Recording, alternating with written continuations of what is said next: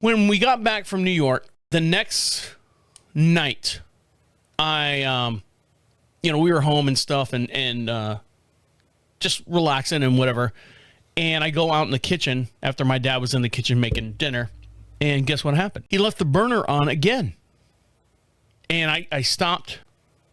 My wife wasn't home yet. I stopped, knocked on my dad's door. Dad, come out here. Fucking not playing. What?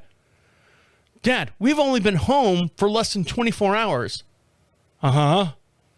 And I said, come here. Trav, I can't walk. I don't care. You're going to be dead here in a minute.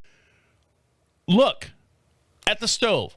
What's wrong with it? And he leans over the stove. I left the burner on, didn't I? I said, yeah. And it was on like very, very low. Like he was simmering something. He was simmering grits. He was making grits and tomatoes for dinner. I left the burner on, didn't I? I said, yes, Dad, you did. I said, this is twice now. Less than 30 days. All right. So he goes back in his room. And I go back there and I said, Dad, how can we fix this? I said, her dad, my wife's dad, was living with us for about 6 months. And then I got so mad at him because he left not necessarily the burner on.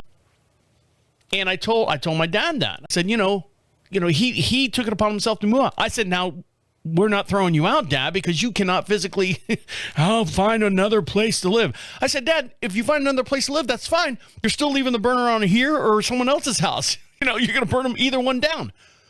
I said, how do we fix this? If we need to put a limit on what you can burn what you're cooking, making sure that we are home when you are cooking. If we need to do that, I don't want to treat like a child, Dad.